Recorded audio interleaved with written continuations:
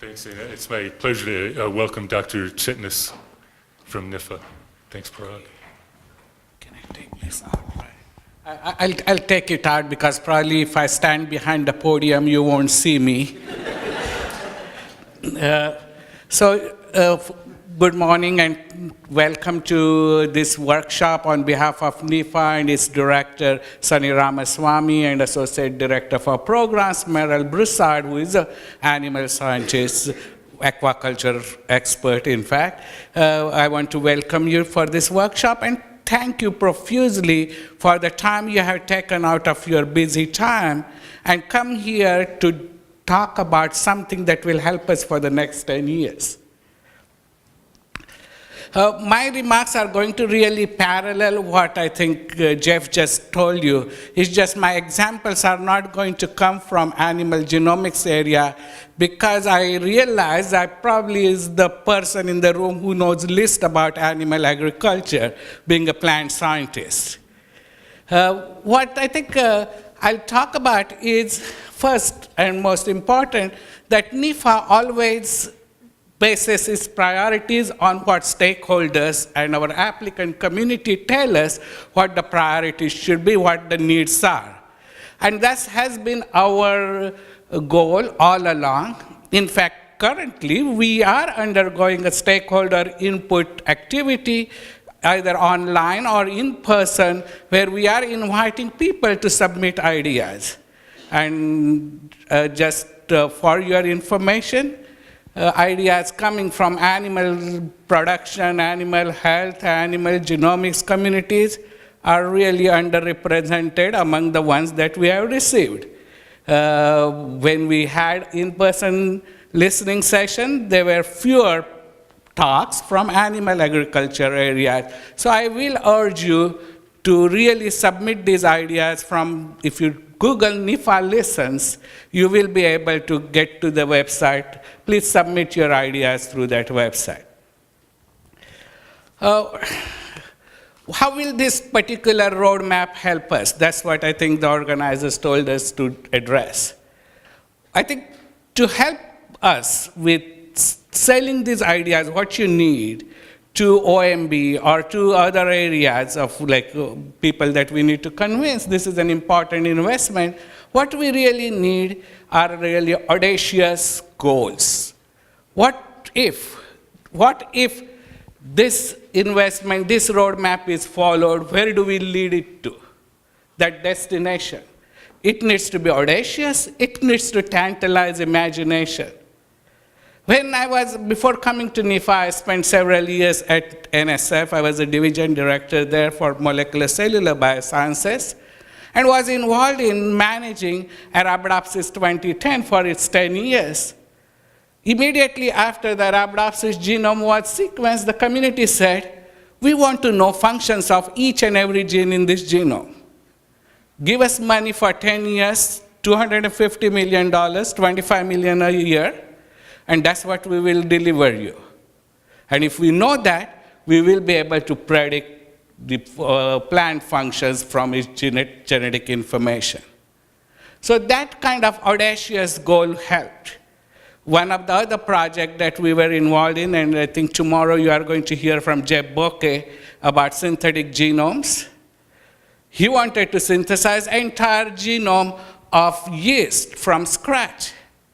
And my previous division, molecular cellular biosciences, they were the ones who supported that project.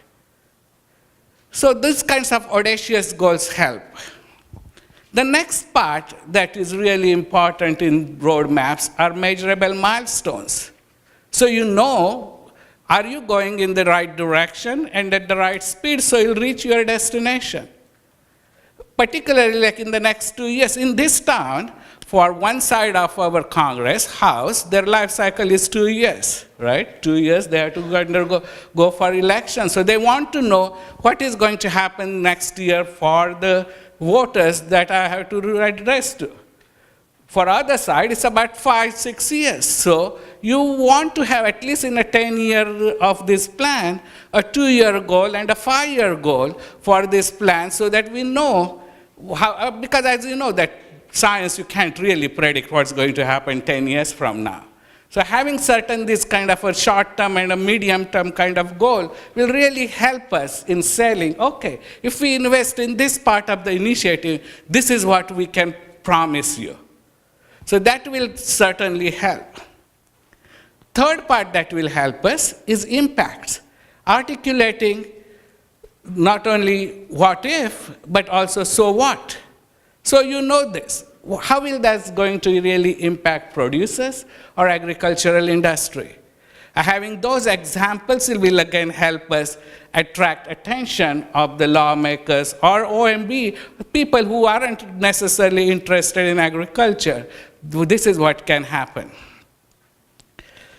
I was really, I think, happy to see the S part of your GEMS, socioeconomic aspects of what you are going to propose in your roadmap. That's becoming an increasingly important part of our investments at NIFA. For example, in a couple of weeks, we will have probably the only panel in federal agencies on social implications of gene editing and genome editing and gene drives. So we have a panel for that specific area. And I think that type of, research is really needed in order to make sure the technologies are adopted where they need to be adopted. One part that probably you also want to focus on is communication. When the new technologies, new approaches, new strategies are developed, how do we really communicate them to the potential adopters? And I think that communication part is also very important. And having that integrated in the research becomes very important for eventual adaptation of those plans. So if once you prepare this plan, which is a lot of work, and again, we appreciate your help in that, how do we use it? We can, as I think Jeff pointed out, incorporate it in our budget requests. And we can also modify what we already do to address some of your needs. And in the past, we have done that with the FANG community about functional annotation of genomes. When we knew what your requests were, we went about and started emphasizing that in our, and Lakshmi did a terrific job, and now we had a panel for funding some of the projects in that area. So we should be able to do that with our current existing activities. We also have other related kind of activities currently going on.